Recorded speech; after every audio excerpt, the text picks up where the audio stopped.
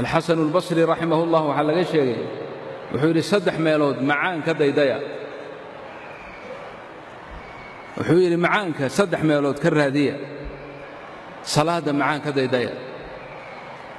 quraanka marka akhriyaysaana macaan ha laga daydayo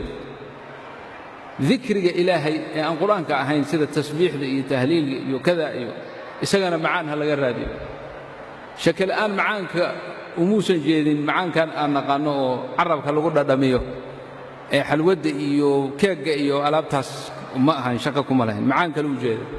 macaanku Hasan al-Basri rahimahullah ka hadlayay waa macaan qalbiga wuxuu yiri haddaad saddexda meelood macaan ka weydaan haddaad heshaan buu yiri haddaad heshaan fa in wajadtumuhu macnaha waa fiicantiin waa وإلا هداد معانك ويدان صدح ذاس ميلود معانك ويدان فالباب مغلق الباب كويني كحرين هاي وقاذا تلو الباب كوجد كواي باب كوجد هو باب الأنس بالله باب الأنس بالله الله رب العالمين باب كوهشدي سوي إن إلهي وهشته إلهي وهل نقطه وذكر جيسه iyo xusuustiisa adu xiisooto ma u xiisaysanahay laa ilaaha illa allah salaad baad tagtay salaadii baad macaan dhadhansatay macaankii baa ku sii dhadhamaya tii kale ma sugi kartid goormay salaadii kale aan gaari doonaa oo rabbiga aan la munaajoon doonaa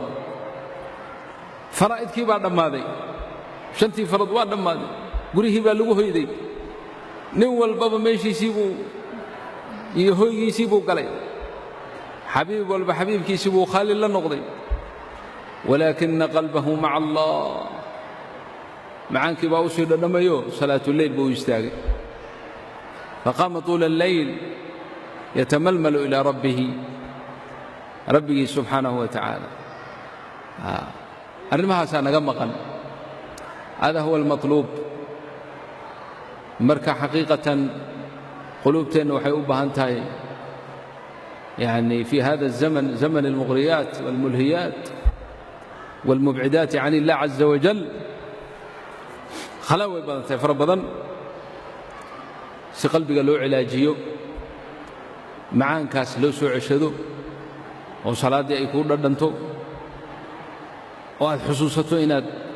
rabbiga hortaagan tahay